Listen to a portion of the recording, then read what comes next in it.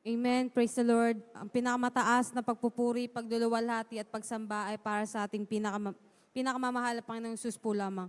Dobling paggalang, pagrespeto at patuloy na pag-alaala ng ating ginintuang turo at aral na ating dearly beloved Honorable Pastor Wilde E. Almeda at beloved Honorable Assistant Pastor Lina C. Almeda. Greetings to all beloved Almeda family, sa lahat ng beloved preachers, workers, and mga kapatiran at live webcast viewers. Nagpapasalamat po ako sa ating mahal na Panginoong Hesus sa ginuntuang araw na ito upang pasalamatan ko po siya way back 2013 po nung nakakilala po ako sa ating mahal na Panginoong Hesus. Taglay ko po ang bisyo na umiinom ng alak at sigarilyo at nagmumura rin po ako at sumasagot sa aking mga beloved parents. Nung nakakilala at nagpabautismo po ako sa mahal na Panginoong Hesus, andun po na instantly po na tinanggal po ng ating pinakamamahal na Panginoong Hesus po lamang. Hallelujah. At sariwain ko lamang din po, isa rin po ako sa karamihan na broken family. Nandyan po na nanalangin po ako sa ating pinakamamahal na Panginoong Hesus na palambatin po ang puso na aking beloved mama para makapagbalikan po siya sa aking beloved papa.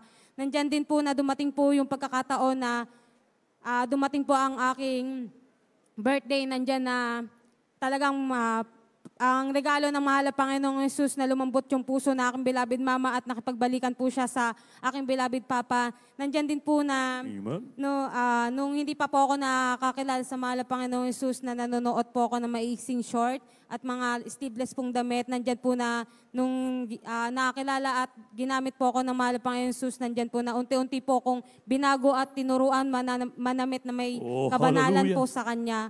Alam niyo mga minamahal, sariwain ko lamang din po, 6 years ago po, bilang po mag-asawa, gusto po namin magkaroon ng beloved baby. Nandiyan po na, habang nakikita ko po yung beloved Children's Choir, na nalangin ako sa mahal na Panginoong Hesus na bigyan din po ako ng baby na aawit po sa Kanya at may takot po sa Kanya. Alam niyo mga minamahal, nandiyan na binigyan po ako ng mahal na Panginoong Hesus na baby na yan. Ngunit habang nagbubuntis po ako, nandiyan na biglang magulang gusto ko pong active yung baby ko. Nandiyan yung kabaga na mahal na Panginoong Hesus, umiinom ako ng vitamins. Yun po pala, hindi po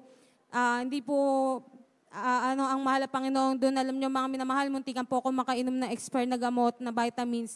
Nandun po na bigla akong napatingin. Alam niyo mga minamahal, nandyan po na hindi ko po yan ininom. Pinag-ingatan po yung baby ko sa tiyan ng mahal na Panginoong Hesus. Nandyan din po na 2 months pa lamang po siya sa tiyan ko. Nandyan natagtag po ako dyan. Pumunta po kami ng Luneta dahil nag-celebrate po tayo ng church anniversary. Nandyan na talagang dinugo po ako kinabukasan sa kabaga na mahal na Panginoong Hesus na nalangin ako. Sabi ko, mahal na Panginoon, bigay mo tong baby na to, pag-ingatan mo. Alam niyo mga minamahal, talagang pinag-ingatan po yan ng mahal na Panginoong Hesus. Nandyan din po na yung baby ko po na yan na panganay ay magdidiwang po na 6 na taon. Na bukas po siya, nataglay niya po ang kalakasan na nagmumula sa ating mahal na Panginoong Hesus. Nandyan din po na ginagamit din po siya bilang children's choir sa dakong po ito. Nandyan din po na yung sariwain ko lamang po talaga ang pinakahimala sa aking buhay. Yung beloved son ko po na yan na diagnose po na pneumonia po siya dahil sa panonood ko po ng TikTok. Nandun po na talagang nahirapan po siyang huminga. Alam niyo mga minamahal, yung sinulid na lamang po yung hinga niya. Alam nyo, yung biglang nanay po, susugod po dapat sa ospital. Ngunit dito ko po siya sinugod at nagpasting po ako sa kahabagan ng mahal na Panginoong Hesus. Talagang nanalangin ako, sabi ko, mamatay mabuhay, mahal na Panginoong Hesus, yung anak ko sa'yo. Andyan po na, yung baby ko po na yan, hindi po talaga pinabayaan ng mahal na Panginoong Hesus. Ngayon po, talagang napakakulit niya po, yung hika niya po, talagang pinagaling po ng mahal na Panginoong Hesus. Nandyan din po na bago po ako tawagin ng mahal na Panginoong Hesus, nandyan po nataglay ko po yung binat sa kabagan ng mahal na Panginoong Hesus. Pinagaling niya po ako at nangako po ako magpapagamit sa Kanya dito po sa banal na gawain na to. Alam niyo mga minamahal, ginamit po ako bilang mga awit.